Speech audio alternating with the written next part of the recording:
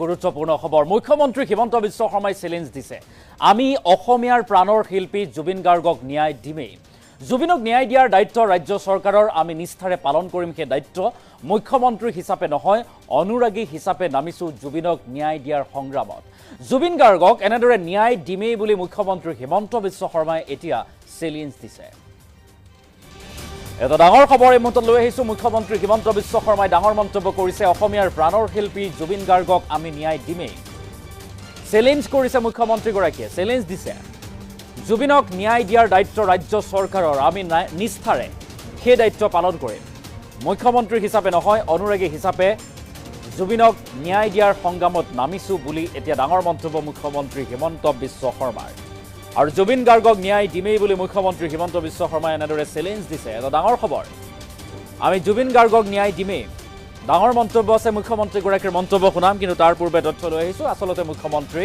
হিমন্ত বিশ্ব শৰ্মাইনো কি কৈছে লগতে অসমীয়া জাতি মাটি ভেটি ৰক্ষাৰ স্বাৰ্থত অক্লান্ত সংগ্ৰামত নিয়োজিত হৈ থাকিম অসমীয়া জাতি মাটি ভেটি ৰক্ষাৰ স্বাৰ্থত আমি নিয়োজিত হৈ থাকিম এই ক্ষেত্ৰত কোনেও বিপথে পৰিচালিত কৰিব নোৱাৰে আমাক কোনেও বিপথে পৰিচালিত কৰিব নোৱাৰে বুলি তাৎপৰ্যপূৰ্ণ মন্তব্য মুখ্যমন্ত্ৰীগৰাকী সিংগাপুৰত থকা লোকৰ বিৰুদ্ধে প্ৰয়োজন হলে আমি কঠোৰ হ'ম সিংগাপুৰত প্ৰবাসী অসমীয়াসকল যিসকল সেই ইয়াৰ্ড পাৰ্টিত আছিল তেখেতসকলৰ বিৰুদ্ধে প্ৰয়োজনত আমি কঠোৰ হ'ম শ্যামকানু সিদ্ধাৰ্থ শৰ্মা শেখৰ অমৃত প্ৰভা আটাইকে ইতিমধ্যে গ্ৰেপ্তাৰ কৰা হৈছে প্ৰথমবাৰৰ বাবে কোনো অভিযুক্তক একেলগে 14 দিনৰ জিম্মালৈ দিছে আদালতে এই ডাঙৰ মন্তব্য মুখ্যমন্ত্ৰী হিমন্ত বিশ্ব শৰ্মাৰ আৰু অসমীয়াৰ প্ৰাণৰ শিল্পীগৰাকী হিয়াৰ আমঠু হাতত জুবিন গাৰ্গক ন্যায় দিমেই বুলি এক প্ৰকাৰ চ্যালেঞ্জ মুখ্যমন্ত্ৰী হিমন্ত বিশ্ব শৰ্মাৰ ইতিমধ্যে মিছন জাষ্টিছ আৰম্ভ হৈছে জাষ্টিছ ফৰ জুবিন গাৰ্গ আপুনি যদি এই প্ৰতিবেদন এই খবৰ যদি আপুনি চাই আছে ফেচবুকত তেনেহলে লিখিবলৈ নাপাহৰিব জাষ্টিছ ফৰ জুবিন গাৰ্গক কেতিয়া ন্যায় প্ৰদান কৰিব এছআইটিয়ে সকলোৱে দৃষ্টি নিবদ্ধ হৈ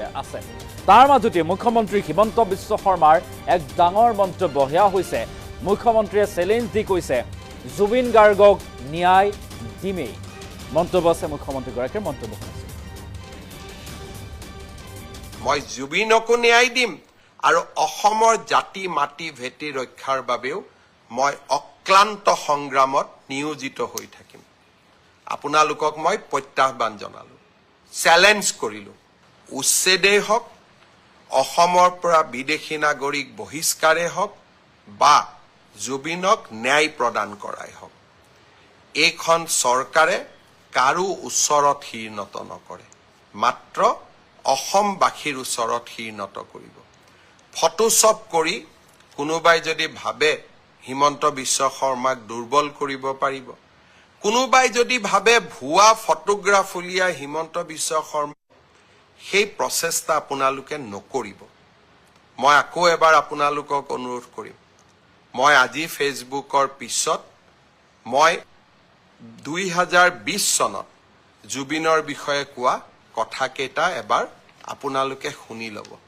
তেতিয়া আপোনালোকে বুজি পাব যে আমি সকলো জুবিনৰ অনুৰাগী শ্ৰদ্ধাৰ ৰাইজ কেতিয়াবা কাকতলীয়া সংযোগ হয় কেতিয়াবা ডেলিভাৰেড হয় যোৱা কালিৰ পৰা এখন নতুন নাটক আৰম্ভ কৰা হৈছে শ্যামকানু মহন্ত উচ্চতম ন্যায়ালয়ত কেনেকৈ যাব পাৰে কোনোবা উচ্চতম ন্যায়ালয়ত যাব খুজিলে তাক কোনেও ৰখাব নোৱাৰে কাৰণ সমগ্ৰ বিশ্বৰ পৰা আজিকালি ইণ্টাৰনেটৰ জৰিয়তে উচ্চতম ন্যায়ালয়ত কোনোবাই আবেদন কৰিব পাৰে ন্যায় বিচৰাৰ অধিকাৰ সকলোৰে আছে মই মুখ্যমন্ত্ৰী এগৰাকীয়ে কেনেকৈ মানুহক বাধা দি ৰাখিম যে আপোনালোক উচ্চতম ন্যায়ালয়ত নাযাব কিন্তু উচ্চতম ন্যায়ালয়ত শ্যামকানু মহন্তই কি আবেদন কৰিলে যে অসম পুলিচৰ ওপৰত মোৰ বিশ্বাস নাই এছআইটিৰ ওপৰত মোৰ বিশ্বাস নাই ৰাজ্যখনৰ টপ এক্সিকিউটিভ অৰ্থাৎ মুখ্যমন্ত্ৰীৰ ওপৰত মোক বিশ্বাস নাই মোক কাক লাগে মোক সিবিআইক লাগে এই কথাখিনিয়ে যোৱা 5 দিন আগৰ পৰা কোনে কৈ আহিছে অখিল গগৈ ডাঙৰীয়াই মোক লিখিতভাৱে জনাইছে যে অসম পুলিচৰ ওপৰত মোৰ আস্থা নাই মুখ্যমন্ত্ৰীৰ ওপৰত মোৰ আস্থা নাই সিবিআইত এই তদন্ত দিব লাগে দেৱব্ৰত শইকীয়াই লিখিলে ৰাষ্ট্ৰপতি যে এই তদন্ত সিবিআইক দিব লাগে আৰু এতিয়া শ্যামকানু মহন্তই লিখিলে যে এই তদন্ত সিবিআইক দিব লাগে এয়া কাকতলীয়া সংযোগ নে এয়া এক প্ৰকাৰ ষড়যন্ত্ৰ তাক মই নাজানো, কিন্তু শ্যাম কানু মহন্ত, অখিল গগৈ, দেৱব্ৰত শইকীয়া কোনেও অসম পুলিচক বিশ্বাস নকৰে। কিন্তু এই অসম পুলিচেই আজি ছিংগাপুৰত হোৱা ঘটনা এটাকো আমি তদন্তৰ আওতালৈ আনি 4জনকৈ ব্যক্তিক আমি আজি জেলৰ হাজোতত ৰাখিবলৈ সক্ষম হৈছোঁ। SITক, অসম পুলিচক শ্যাম কানু মহন্তইও বিশ্বাস নকৰে, অখিল গগৈও বিশ্বাস নকৰে, দেৱব্ৰত শইকীয়াইও বিশ্বাস নকৰে।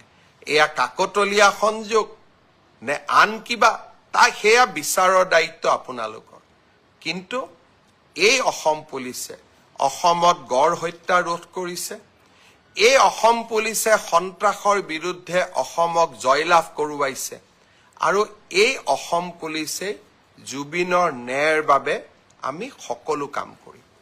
এই কেইটা দিনত কেইজনমান ব্যক্তিয়ে অসম পুলিচে ক'ত ভুল কৰিছে তাক লিখিব আৰম্ভ কৰিছে। তাৰ মানে ইনডাইৰেক্টলি তেওঁলোকে শ্যাম কানু মহন্ত আৰু সিদ্ধাৰ্থ শৰ্মাক বুজাইছে যে এইকেইটা পইণ্ট লৈ আপোনালোকে আদালতৰ ওচৰলৈ যাওক। এই কুচকাৱাজবিলাক আপোনালোকে কিয় কৰি আছে? আপোনালোকে জুবিনৰ মৃত্যুৰ তদন্ত বিচাৰিছে নে নাই? জুবিনক ন্যায় দিয়াটো বিচাৰিছে নে নাই? মোৰ সন্দেহ থাকি গৈছে। মই আশা কৰিম আপোনালোকে চৰকাৰখনক সহযোগিতা কৰক। আৰু এতিয়া জুডিচিয়েল কমিশ্যনো আমি গঠন কৰিলোঁ, ন্যায়িক তদন্ত। কোনে ন্যায়িক তদন্ত কৰিব? গুৱাহাটী উচ্চ ন্যায়ালয়ৰ এজন চিটিং জাজ, জাষ্টিছ সৌমিত্ৰ শইকীয়াই। তেওঁক আপোনালোকে সহায় কৰক। অসমখনক 2026ত নিৰ্বাচন হ'ব, আপোনালোকে বিজেপিক হৰুৱাব খোজে। বেলেগ ইছ্যু লওক। ৰাস্তা হোৱা নাই, কাজিৰঙাত কৰিডৰৰ কথা কৈছিল, কৰিডৰ হোৱা নাই। নামৰূপ ফাৰ্টিলাইজাৰ খুলিম বুলি কৈছিল, খোলা নাই। দলং বনাম বুলি কৈছিল, বনোৱা নাই। চাকৰি দিম বুলি কৈছিল, দিয়া নাই। লোন দিম বুলি কৈছিল, দিয়া নাই। জুবিনৰ মৃত্যুক লৈ নিকৃষ্ট ষড়যন্ত্ৰ নকৰিব। আৰু এটা কথা মই আপোনালোকক কৈ দিওঁ, এভিকশ্যন চলি থাকিব। আপোনালোকে যদি ভাবিছে যে আপোনালোকে এনেবোৰ আশ্ৰয় লৈ এভিকশ্যনৰ পৰা আঁতৰি যাব খুজিব, তাক আপোনালোকে কেতিয়াও মানি ল'ব নোৱাৰিব। কাৰণ আমি আমাৰ জাতি, মাটি, ভেটি সুৰক্ষাৰ স্বাৰ্থত আমি অটল হৈ থাকিম। আৰু আপোনালোকে মোক কেতিয়াও ডাইভাৰ্ট কৰিব নোৱাৰিব। আৰু মই ডাইভাৰ্ট নহওঁ। মই জুবিনকো ন্যায় দিম, আৰু অসমৰ জাতি, মাটি, ভেটি ৰক্ষাৰ বাবেও মই অক্লান্ত সংগ্ৰামত নিয়োজিত হৈ থাকিম। আপোনালোকক মই প্ৰত্যাহ্বান জনালোঁ, চেলেঞ্জ কৰিলোঁ। আপোনালোকে আপোনালোকৰ নিকৃষ্ট খেলখন খেলি থাকক। অসমবাসী ৰাইজৰ অজস্ৰ আশীৰ্বাদ মোৰ মূৰৰ ওপৰত আছে। মা কামাখ্যা, মহাপুৰুষ শ্ৰীমন্ত শংকৰদেৱৰ আশীৰ্বাদেৰে আমি অসমখনৰ জাতি, মাটি, ভেটি ৰক্ষা কৰিম। এভিকশ্যন চলি থাকিব, বিকাশৰ কৰ্মযজ্ঞ চলি থাকিব। আৰু জুবিনক যোৱা ফেচবুক লাইভত মই এটা কথা উল্লেখ কৰিছিলোঁ যে আমি সকলো জুবিন গাৰ্গৰ অনুৰাগী। কোনোবা এজনে ভাবিব পাৰে যে মই বেছি ডাঙৰ অনুৰাগী, কোনোবা এজনে ভাবিব পাৰে যে মোতকৈ আৰু ডাঙৰ অনুৰাগী কোনো নাই। কিন্তু প্ৰকৃত সত্যটো হ'ল যে প্ৰতিগৰাকী অসমবাসীয়েই জুবিনৰ অনুৰাগী। আমি কোনো বেছি নহয়, কোনো কম নহয়। আৰু বহু ক্ষেত্ৰত মই ভাবোঁ যে জুবিনৰ মৃত্যু, জুবিনৰ হত্যা, জুবিনৰ মৃত্যু, জুবিনৰ দুখজনকভাৱে জুবিন আমাৰ মাজৰ পৰা আঁতৰি যোৱা, এই ঘটনাই প্ৰতিজনকে কৰবাত নহয় কৰবাত আমাৰ অন্তৰ আত্মাক আঘাত দিছে। আৰু এজন জুবিনৰ অনুৰাগী হিচাপে মই তাৰ ব্যতিক্ৰম নহয়। আৰু সেয়েহে এটা দিনৰ ভিতৰতে ছিংগাপুৰত পষ্টমৰ্টেম কৰি দিল্লীলৈকে তেখেতৰ পাৰ্থিৱ শৰীৰ লৈ অহা, দিল্লীৰ পৰা অসমলৈ লৈ আহি তেখেতক লাখ লাখ ৰাইজৰ দৰ্শনৰ বাবে পাৰ্থিৱ শৰীৰক সুৰক্ষিত কৰি ৰাইজৰ দৰ্শনৰ বাবে মুকলি কৰি দিয়া আৰু শেষত সোণাপুৰত এক সুন্দৰ স্থানত তেখেতক বিদায় দিয়া এই সমগ্ৰ প্ৰক্ৰিয়াটোত মই অসমৰ মুখ্যমন্ত্ৰী হিচাপে নহয় জুবিনৰ এজন অনুৰাগী হিচাপে নিজকে নিয়োগ কৰিছিলোঁ যোৱা ফেচবুক লাইভত মই ৰাইজক প্ৰতিশ্ৰুতি দিছিলোঁ যে জুবিনক ন্যায় দিয়াৰ দায়িত্ব ৰাজ্য চৰকাৰৰ আৰু ৰাজ্য চৰকাৰে সেই দায়িত্ব নিষ্ঠাৰে সৈতে পালন কৰিব আৰু আপোনালোকে দেখিলে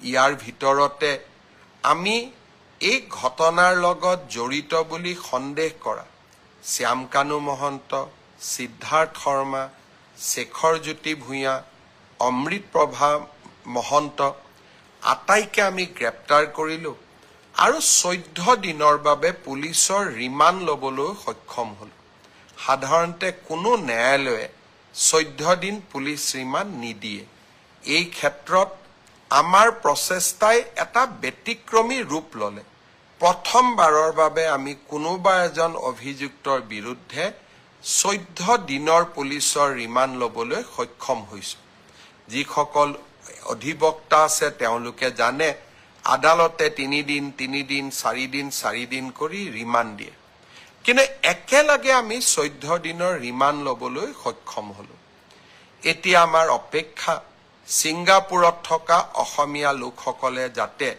আমাৰ তদন্ত প্ৰক্ৰিয়াত আহি সহযোগিতা কৰে আৰু তেখেতসকলে যদি এই তদন্ত প্ৰক্ৰিয়াত সহযোগ নকৰে আমি তেখেতসকলৰ বিৰুদ্ধেও আমি কঠোৰ হ'ম